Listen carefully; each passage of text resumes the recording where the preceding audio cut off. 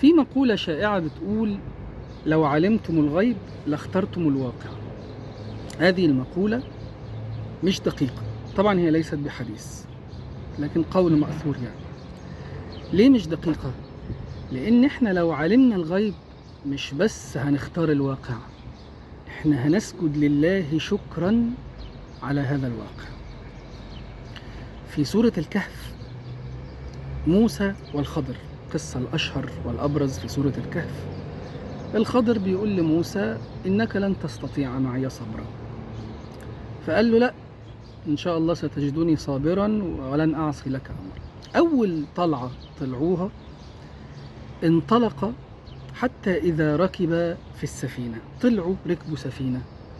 بعد ما طلعوا الناس أصحاب السفينة، سفينة جديدة ولسه المساكين يعملون في البحر، دي تقريبا كل رأس مالهم في الحياة، اشتركوا واشتروا هذه السفينة أو بنوا هذه السفينة. لقى موسى الخضر عمال بيكسر، بيشيل ألواح من السفينة وعمال بيخرقها. فاتغاظ سيدنا موسى: الناس دي عملت ايه؟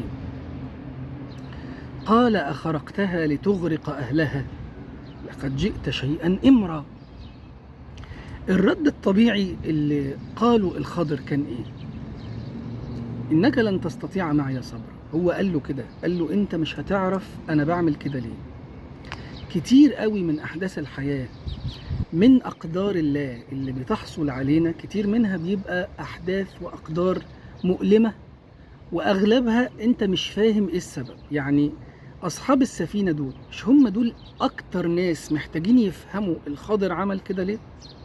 معرفوش.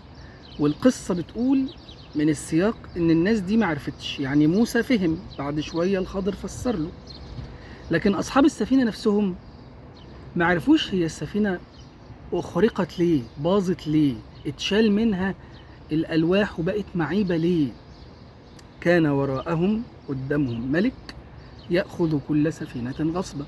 طيب السطر ده لو كانت قال لأصحاب السفينة، كان هيبقى وقع هذا القدر عليهم ايه؟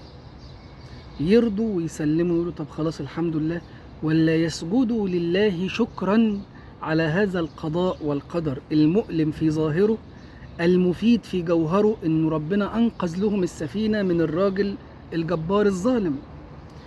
وهكذا نحن في الدنيا. احنا في الدنيا احداث كتير جدا جدا بتحصل لك وانت مش فاهم ده بيحصل. يا رب ليه كده؟ طب ما انا كويس، طب ما انا ما عملتش حاجة. وانت لا تفهم ان هذا القدر وهذا القضاء هو لمصلحتك، هو لفايدتك. بس الخضر مش هيجي يشرح لك. انت مش محتاج سيدنا الخضر في كل موقف يجي يقول لك الموقف ده خلي بالك، انت حصل لك المشكلة الفلانية دي في الشغل علشان بعد شوية هيحصل كذا وكذا، انت ابنك مش عارف جاله كذا علشان كذا، انت اتحرمت من الزواج الفلاني او البنت الفلانية عشان دي ما كانش فيها كذا. محدش هيشرح لك. بس اتشرح لك خلاص قبل كده. ايقنت بظاهر القرآن ان ربنا لا يقدر على العبد شيء الا لمصلحته. فانت لو علمت الغيب، دورك تجاه هذا الواقع اللي انت فيه ايه؟ انك تسجد لله شكرا عليه دون ان تعرف الشرح. وكأن ربنا عايز يقولك خليك معايا، ايقن بما افعله لك، فاني لا افعل شيئا الا لصالحك انت. فلو علمتم الغيب لسجدتم لله شكرا على الواقع.